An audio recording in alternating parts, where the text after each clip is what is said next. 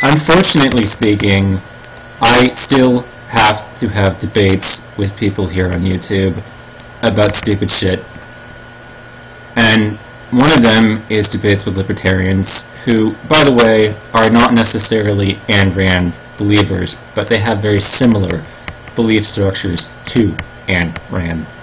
They have similar enough belief structures to her that even if they hold that they feel offended by this, they need to listen to this article, in spite of that, because it empirically refutes everything she believes in, and as a result refutes simultaneously everything you libertarians preach in a perfectly reasonable, scientific way with empiricism that renders it so that there is no possible alternative hypothesis or explanation for the data. There is only one valid conclusion, that Ayn Rand's books are no good for anything but as fire paper. That's it. Nothing more. Complete worthlessness. So, having launched into that high bar, I'm going to now prove it beyond all shadow of a possible doubt or alternative hypothesis or explanation for the data. Every political philosophy has to begin with a theory of human nature, wrote Harvard evolutionary biologist Richard Rullivan in his book, Biology as Ideology. Thomas Hobbes, for example, believed that humans in a state of nature, what we would call hunter-gatherer societies, who live in a way that was solitary, poor, nasty, brutish, and short, in which, and this is unfortunate, just do this. This is unfortunate that my computer is crashing on me. This led them to conclude that as many apologists for the dictatorship have since that a stable society required a single leader in order to control the reckless violence that was inherent in human nature. Building off this, advocates of state communism such as Vladimir Lenin and Joseph Stalin believed that each of us was born tabula rasa, with a blank slate that human nature could be molded in the interest of those in power. Ever since Atlas Shrugged, Adam Trent has been gaining more prominence among American conservatives as the leading voice for their political philosophy of laissez-faire capitalism, or the idea that private businesses should be unconstrained and that as the government's only concern should be protecting individual property rights. As I wrote in my Slate piece with Ayn Rand as the Pygmy, the Russian-born author believed that rational selfishness was the ultimate expression of human nature. Only one person cannot hold the world up alone. By the name of gold, the image to courtesy of the Slate, you just can't do it. Collectivism, Ayn Rand wrote in Capitalism, the unknown ideal, is the tribal belief that primordial savages, unable to conceive of individual rights, believe that the tribe is a supreme, omnipotent ruler, and that it owns the lives of its members, may sacrifice them whenever it pleases. An objective understanding of man's nature and man's relationship to existence should inoculate society from the disease of altruistic morality and economic redistribution. Therefore, one must begin by identifying man's nature, i.e. those essential characteristics in which distinguish him from all other living species. As Rand further detailed in her book, The Virtue of Selfishness, moral values are, quote, genetically dependent, unquote, on the way, quote, living entities exist and function, unquote. Because the individual organism is primarily concerned with his own life, she therefore concludes that selfishness is the only correct moral value in life. Quote, its life that is the standard of value directing its actions, unquote.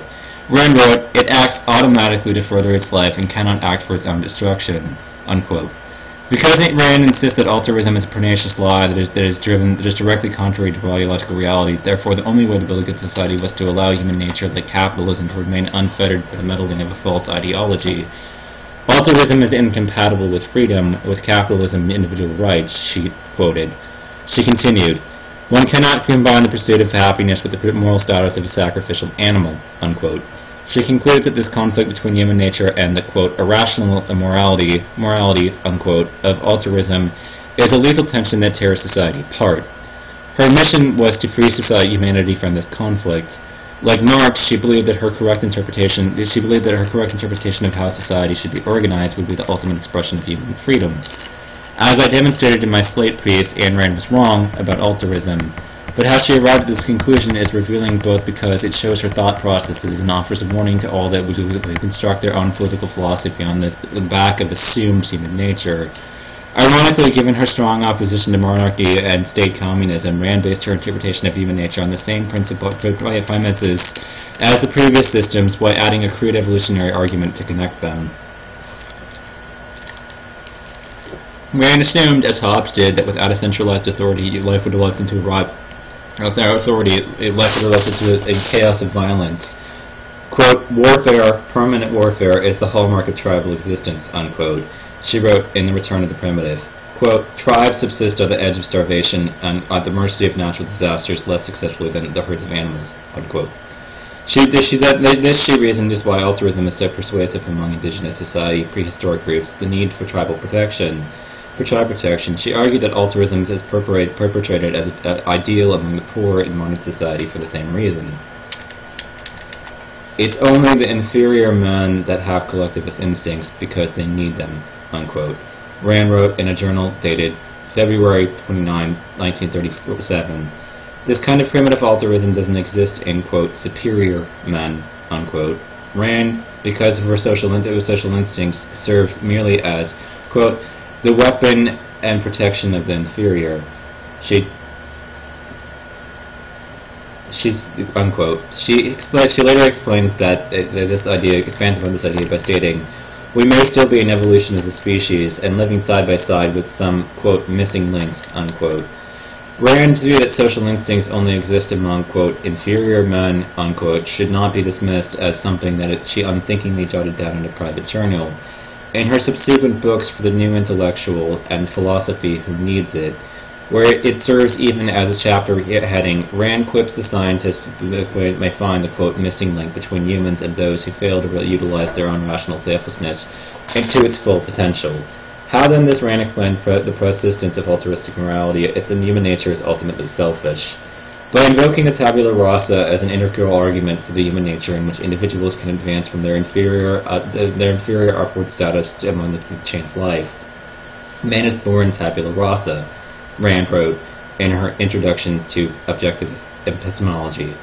All his knowledge is based on and derived from the evidence of his senses. To reach the distinctively human level of cognition, man must conceptualize his perceptual data, by which she means using logical deductions. This was her solution to the problem of pro-social behavior and altruism among hunter-gatherer societies.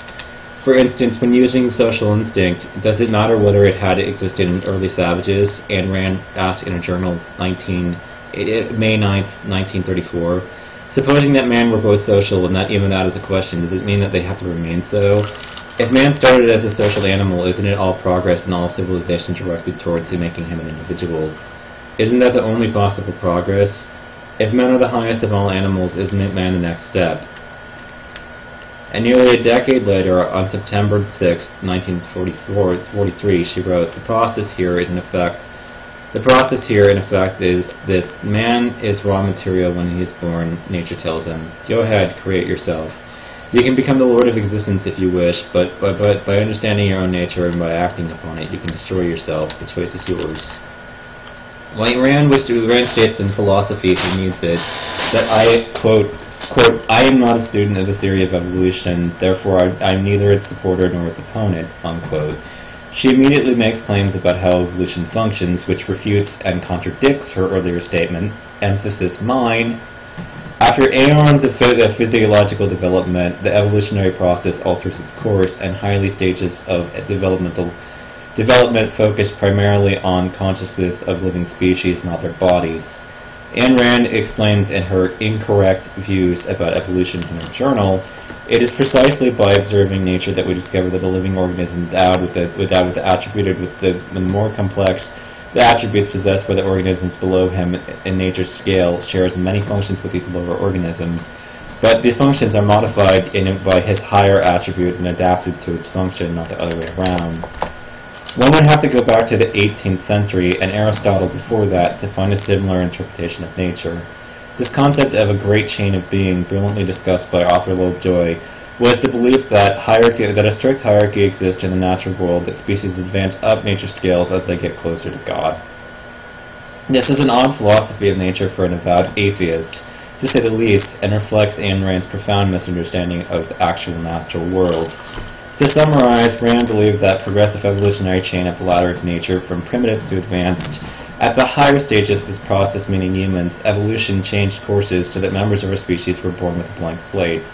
Though she provides no evidence whatsoever to support this, human beings therefore have no innate, quote, social instincts, unquote. Elsewhere she refers to this as a, quote, herd instinct, unquote. That is, except for, quote, primordial savages, unquote, and inferior men, unquote, who would be considered the missing links in the tale of nature. Never mind that these two groups are still technically human to her in her view. Selfishness is the ideal moral value because, quote, superior men are, by this definition, higher up in the scale of being. Logic was essential to Ayn Rand's political philosophy. A contradiction cannot exist. She has, John Galt state in Atlas Shrugged, to arrive at a contradiction is to confess an error in one's thinking. To maintain a contradiction is to abdicate one's mind and to evict oneself from the premise of reality. I couldn't agree more. However, Rand may have had more personal reasons for her philosophy, so that she can help explain her tortured logic. As she was first developing her political philosophy, as she mused in her journal about how she arrived at the conclusion that selfishness was a rational moral value.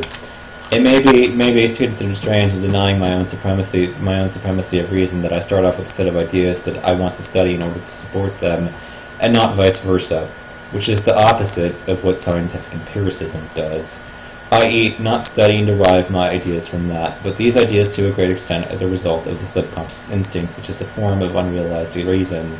All instincts are reason essentially, or reason and instinct made conscious. The unreasonable instincts are the diseased ones. Now, I'm going to pause things right here and stop reading to explain something about this massive statement. In the scientific method, you start with a hypothesis and then you test to see if it's true. If it isn't true, you discard and throw out the old hypothesis. You don't start with a conclusion that you're aiming for and then try to confirm that conclusion. This is the opposite of what science does. And when she calls what she does reason, all instincts are reason, and she's trying to say that unreasonable instincts, she's more or less not asserting that she has the right, as a human being, to define what is reasonable and what is not reasonable. However, she was objectively wrong on both counts. In fact, everybody who advocates her philosophy is unreasonable. And because of the way that she reasons backwards, she contradicts herself. You cannot be both reasonable and trying to reach a conclusion that you have set everything in motion to arrive at before the whole process began. It's not possible. You cannot assume your validity and then go out and try to prove that. You have to test if your assumption is correct. She didn't do that. She didn't even bother. She just presumed. From what we know about biology, for instance, the tabula rasa isn't nearly true, it isn't entirely true.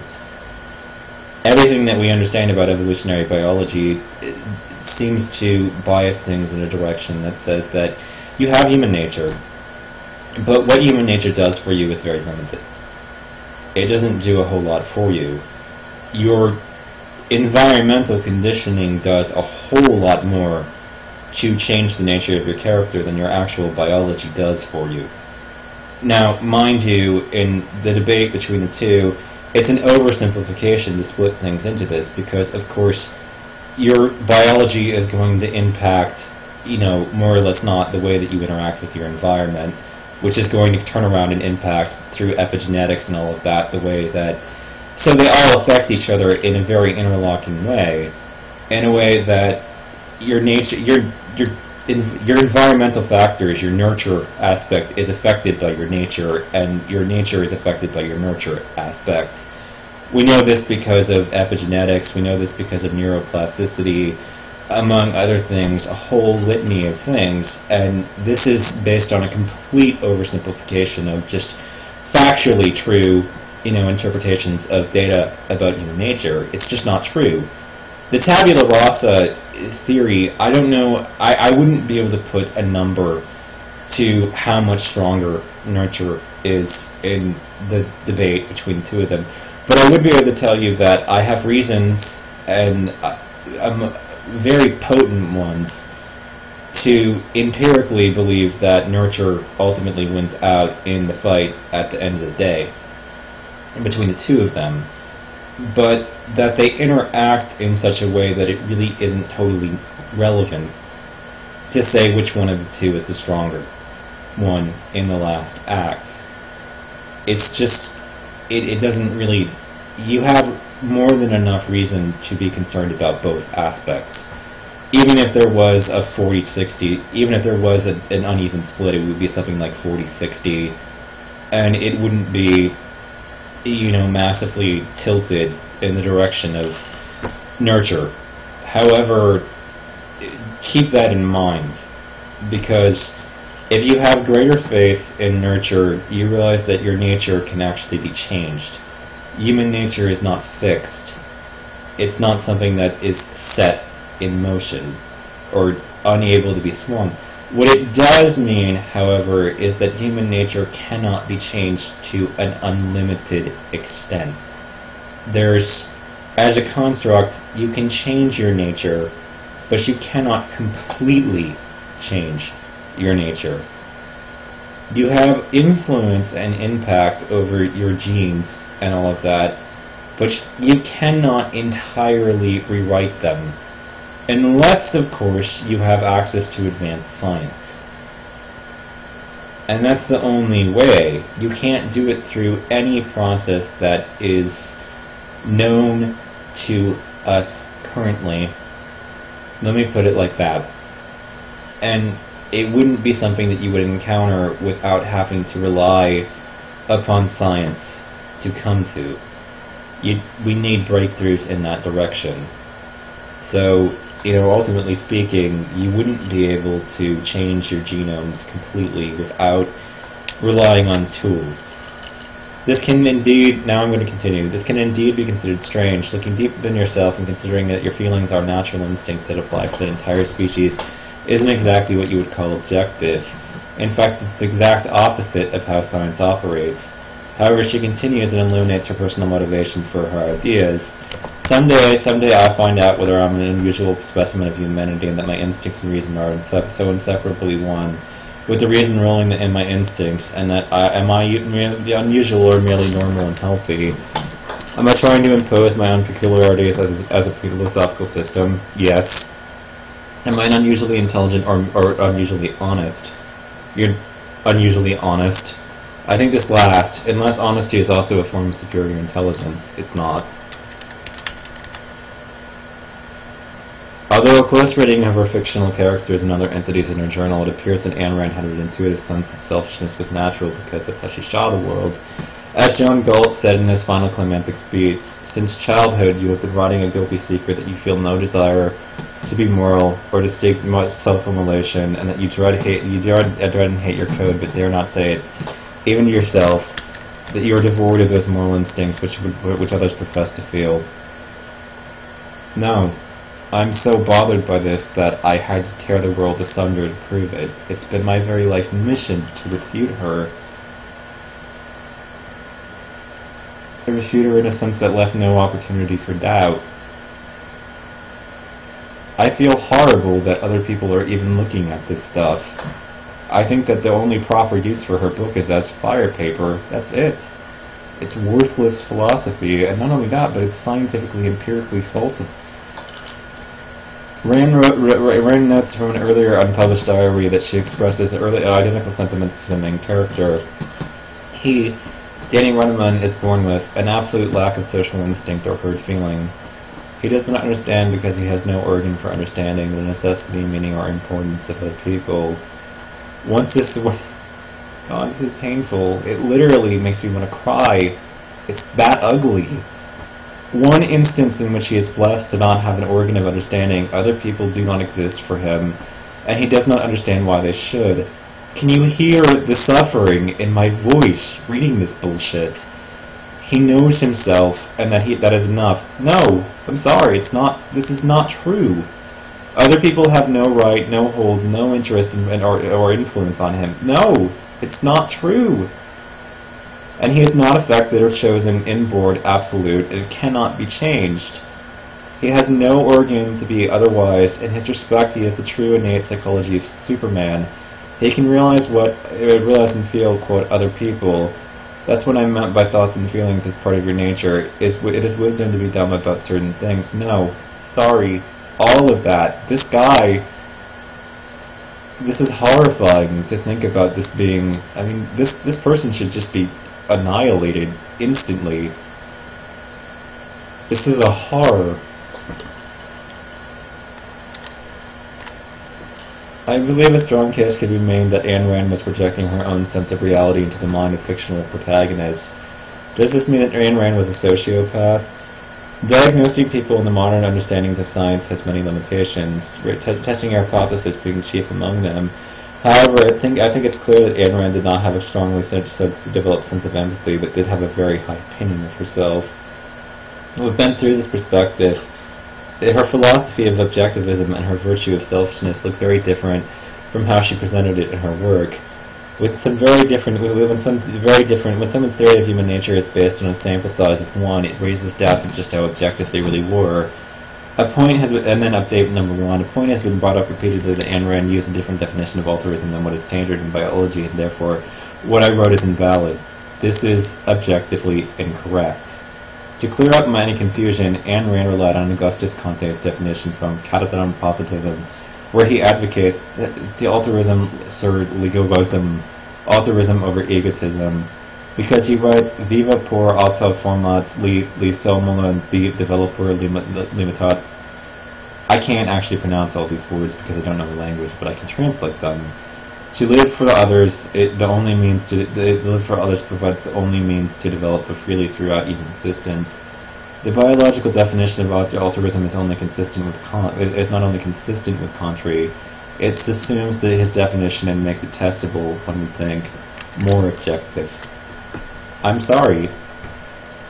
This refutes her in such a way that there is no valid response. She has been properly understood. The proper definition of altruism is given. The proper understanding of every single one of her words has been empirically reached. She was empirically wrong. But we can go into more about all of this if you want to understand why. If you go back and you research further in the test and the data that she's looking at, you look at the pygmies, and when it comes to the pygmies, this is the missing link that she's talking about. It's the evolutionary link. And what you find is the exact opposite of what Ayn Rand said would happen. Nature chased out the individualists. It forced them. They had no choice. Black and white clawless monkeys scrambled through branches in the Congo forest in 1957. I don't know exactly how old this is.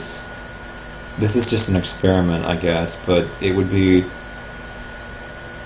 evidence, ultimately speaking, so maybe my framing was a little bit off there. I'm human, by the way. Black and white clovis monkeys scrambled through the branches of Congo's Atuta forest in 1957 as a small band of Mavubi hunters wound cautiously through the undergrowth, joined by anthropologist Colin Turnbull. The Mavubi are pygmies, about 4 feet tall, and they are powerful and tough. Any one of them could take down an elephant. Only a short-handed spear. Recent genetic evidence suggests that pygmies have lived in this region for about 60,000 years. But a particular hunt reflected a timeless, eternal conflict for our species, one that has a special relevance for contemporary American society. The Mavubi employed long nets of twisted liana bark to catch their prey, sometimes stretching the nets for 300 feet. Once the nets were hung, women and children began shouting, yelling, and beating the ground to frighten animals toward the trap. As the Turnbull came to understand, Mavubi hunts were collective efforts in which each hunter's success belonged to everybody else's.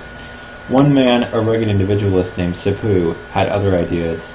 When no one was looking, Sepu stepped away up and set up his own tent in front of the others. In this way, he caught the first of the animals fleeing from the beaters. Explained Turnbull in his book, The Forest People, but he had not been able to retreat before he was noticed and discovered. Word spread among the camp members that Sipu had been trying to steal money from the tribe, and a consensus quickly developed that he should answer for his crime. As an impromptu trial, Sipu defended himself with arguments for an individual initiative and personal responsibility. He felt he deserved a better world for in line of the net, Turnbull wrote. After all, he was not an important man. A better place than the chief in line of the nets, Turnbull wrote. After all, he was not an important man, a chief, in fact, in his own band. But if that were the case, replied a respected member of the camp, Sipu would leave and never return. The Montego had no chiefs, and that there is a society of equals in which redistribution governs everybody's livelihood, and that the camps sat in silent agreement. Faced with banishment, a punishment nearly equivalent to a death sentence, Sipu relented. He apologized profusely, and he said that in any case he would hand over all the meat. This ended the matter, and members of the junk pulled meat from Sipu's basket. He clutched his stomach and moaned, begging that be left with something to eat. The others merely laughed and walked away with their pound of flesh. Like the mythical figure from Atlas and from Greek antiquity, condemned by the vindictive gods to carry the world on his shoulders for all eternity, Sipu was bound to support the tribe whether he chose to or not. Meanwhile, in the concrete jungle of New York, another struggle between an individual and the group was unfolding. In October 1957, Ayn Rand published her dystopian novel, Atlas Shrugged, in which a libertarian hero named John Galt condemns his collectivist society because of its failure to support individual rights. By the grace of reality and the nature of life, every man is an end to himself. Galt announced, he exists for his own sake and achievement for his own happiness, of his higher moral purpose. Unlike Sipu, Galt means to end his societal bondage, had the means to end his societal bondage. By withdrawing your participation and convincing others to do the same, he would stop and motor the world. Atlas would shrug. Every living species that was a way of survival demanded by its nature. Galt insisted, I insist by my life and that my love of it that I will never live for the sake of another man, nor another man to live for mine. Rand's defense of human nature is based on rationality and individual achievement, with capitalism as its natural extension, became the rallying cry for emerging libertarian stripes in conservative American politics. Paul Ryan cites Atlas Shrugged as forming the basis of his value systems. It's too bad that all of the conclusions of Atlas Shrugged are objectively the absolute opposite of how the world really is, nature, biology, in complete contradiction to everything that's happening in biology and nature, all of it. It's upside down, backwards, and wrong, empirically, beyond any shadow of a doubt. He says that it is one of the main reasons he chose to enter politics. Shit. One of his notable admirers include Rush Limbaugh, Alan Greenspan, who, by the way, said there should be no rules against fraud. You know, it shows that in biologically altruistic groups of individuals, the whole group does better. Everybody, when you punish fraudsters. Alan Greenspan did not believe that there should be any rules against fraud because the market would be able to figure it out on its own. It was smart enough. Well, fuck.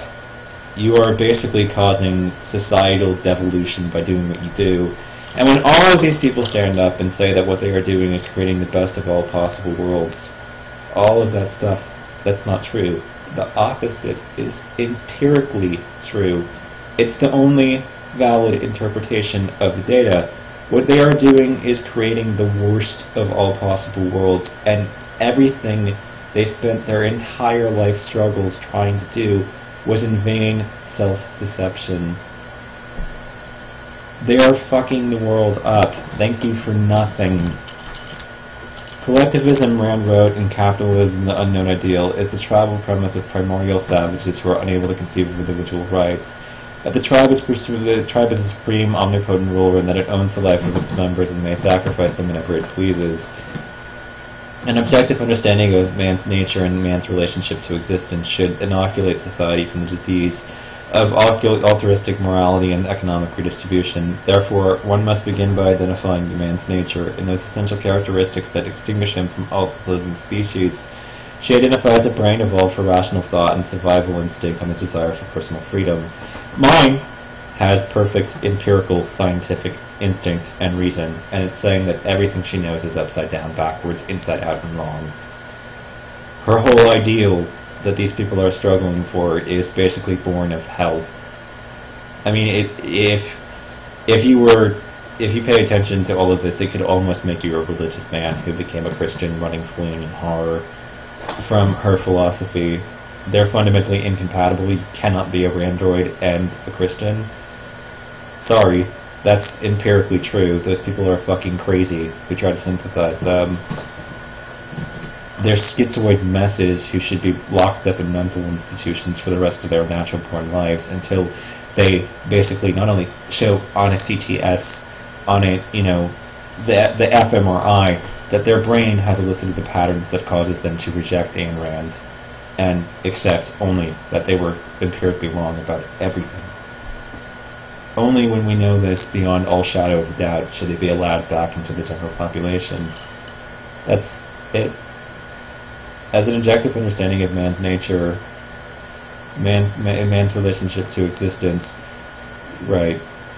But she had no objective understanding. She had completely a subjective understanding.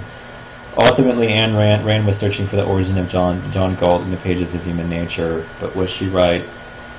Are rational egotists trapped in a net of social obligations? Are we innately a social species for whom altruism was integral to our success as a species on the planet? There's only one place you could look: the Pleistocene. The Pleistocene epoch from the 2006 8 million to, and this is it. This is what I was saying. To 11,700 years ago was a formative time in our species development. The first members of the genus Homo began to walk the giant savannas of Africa, beginning on this epoch. In little more than 2 million years, she went from loose aggregations of bonobo-like bipeds, traveling upright between patches of forest, to highly integrated societies made up of multiple families and clans. But by studying the archaeological record as modern-day hunter-gatherers, evolutionary scientists have begun constructing a record of how our human ancestors made this journey. It's clear that John Perrault was not present in our ancestral tree. Christopher Bohm has been studying the interplay between the desires of an individual and a larger group for more than 40 years. Currently, the director, Jane Research Center, a professor at Anthropology and Biological Science at the University of Southern California, has conducted field work in both human and non-human primates and has published more than 60 scholarly articles on books on the problem of altruism. In his newest book, Moral Origins, The Evolution of Virtue, Altruism, and Shame, Bohm sympathizes with the research to address the question of why all the social primates are humans so altruistic. There are two ways of trying to create a good life, Bohm said. One is by punishing evil, and the other is by actively promoting virtue. Bohm's theory of social selection does both. In terms, altruism can be defined as extra-familial generosity, as opposed to nepotism among relatives. Yes, that's right, outside the family, extending beyond. Bohm thinks that the evolution of human altruism can be understood by studying the moral rules of hunter-gatherer societies. He had a research assistant that have recently gone through thousands of pages, literally thousands. You have no idea how hard these people have struggled to refute her. Anthropology, it's so extensive. There's just no light of hope for her philosophy. Everything. The empirical evidence, I mean, she wrote long books.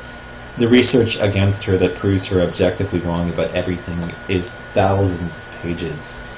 It could nearly fill stadiums.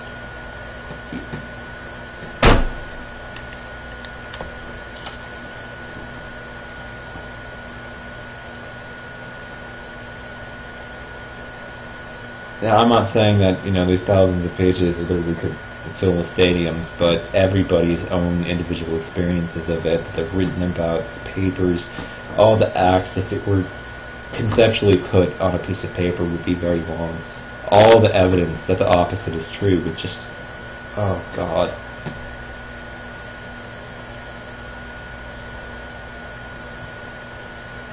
On the 150 hunter-gatherer societies in the world that he calls the late Palestino-appropriate LPA, are the societies that would continue to live as their ancestors once did. By coding the reports for categories of social behavior such as AIDS, non-relatives, social shaming, and the exclusion of social deviance, Bohm is able to determine how common these behaviors are. What he found was in direct opposition to Ayn Rand's selfish ideal. For example, 100% of LPA societies, ranging from the Andaman Islanders to the Indian Ocean archipelago to the Inuits of northern Alaska, generosity or altruism has always favored relatives and non-relatives alike, with sharing and cooperation being the most cited moral value. This, of course, does not mean that everyone in these societies always follows these rules. In 100% of the LVA societies, there was at least one incident of theft or murder. 80% had a case in which someone refused to share, and in 30% someone tried to cheat the group, as in the age of Sept. What makes these violations of moral rules so instructive to how societies choose to deal with them? Ultimately it comes down to gossip. More than tool-making, art, or even language, gossip is universal in defining features of our species, though this should change if we ever learn to translate complex communication in whales or dolphins. To translate the complex communication, gossip is intimately connected with the moral rules in a given society. Individuals gain or lose prestige in their group depending on how and well they follow these rules. And a formulation of group opinion is something to be feared, particularly in small rural communities where ostracism and expulsion contain death. Public opinion facilitated by gossiping always guides the brain's decision process. Bombroads. And fear of gossip all by itself serves as a preemptive societal deterrent because most people are so sensitive about their reputations.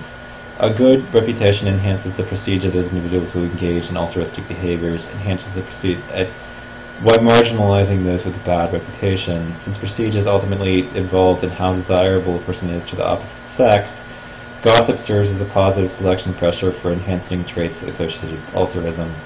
Thus, being good can get you laid.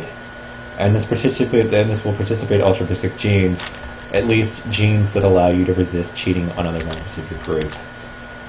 Sometimes the gossip is not enough to reduce or eliminate antisocial behavior. Baum's analysis of LPA, public opinion, and spatial distancing were the most common responses to misbehavior. 100% of societies coded, but other tactics included permanent expulsion, 40%, group shaming, 60%, group-sponsored execution, 70%, or non-lethal physical punishment, 90%. In the cases of expulsion or execution, the result would be that trait which promoted traits promoting antisocial behavior would be reduced in the populations. In other words, the effect of social selection would be that the altruists would have the higher overall fitness and outproduce the free riders. The biological basis for morality in our species could therefore result from these positive and negative pressures carried out generation after generation among our Philistine ancestors. Who is John Galt? He refused to participate in society, and no one has seen him since. In fairness to the Russian-born Ayn Rand, the collective society she was opposed to was the Soviet regime, which justified its collective consolidation of power with the veneer of altruism. Ayn Rand's mistake was in essentializing the distinction between individualist freedom and collectivist tyranny, and then transporting it to our human past.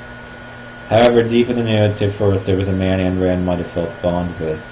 Sept had a reputation as someone who valued himself among all others before he decided to maximize his personal profit margin on the community hunt. As Turnbull found out when talking to the Mambudi tribesmen, Sept never joined the rest of the group at breakfast whenever they strategized about how to set their nets. He would simply follow along with the decision once the decision had been made. To make matters worse, he was often loud and frightened other animals before they got close to the trap. When he did get his share of the community meat, he would always take it to his own campsite rather than eat it with everyone else. And he could be heard yelling insults at the main camp once he was there. According to Turnbull, nearly everybody was irritated with some of his self-serving behavior and gossiped about it.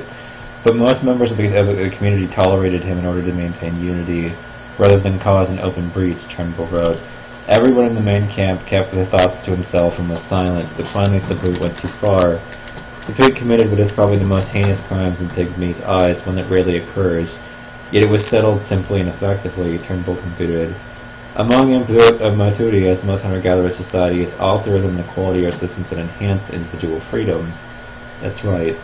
Following these rules help prevent any one individual from taking advantage of the others or even dominating the group as a whole because of unequal privileges. However, just as it is in our society, the negotiation between the individual and the group is always a work in progress. Perhaps that's why after the movie had feasted after the day's successful hunt, one member of the group gave away to give the soup the still moaning bummy some of the cooked meat and mushroom sauce that everyone else had enjoyed. Later that night, the Pacific returned to the turn camp, where he sat on the ground and sang songs to the rest of the tribe, holding at the world isn't so trying when there are others who can lend a helping hand. This is just so stupid. Everything, and that we continue to have to debate these people. The Gospel of Wealth is another article that I can link you to because this has already been too long, but the Gospel of Wealth fails the negativity test in primates. It just doesn't exist. I know that this has been a rather extensive debunking, but then again, Ayn Rand was a long-ass book in of herself. If you managed to finish her, you should have been able to finish my video here. I hope that you enjoyed having everything that you've ever believed in proven to be in vain. All that you have struggled for. If I've caused you a state of cognitive dissonance by putting forward this video, I'm sorry that you're in a state of cognitive dissonance. I do, however, know that, scientifically speaking, that there is an effect that when you refute somebody as thoroughly as I just did, that they tend to push into a backfire effect, which is that they push even further into their delusions in an attempt to keep them together at all cost. However, it doesn't matter. What you believe is wrong. I've provided absolute proof. I'm not engaging in any improper understanding of Ayn Rand. I'm not engaging in any errors. There's nothing. There's nothing to cling to. There's nothing at all. I'm not, and when I hit her, I've also hit the libertarian movement in general. All small government types in a way that is so fatal their philosophy can never recover.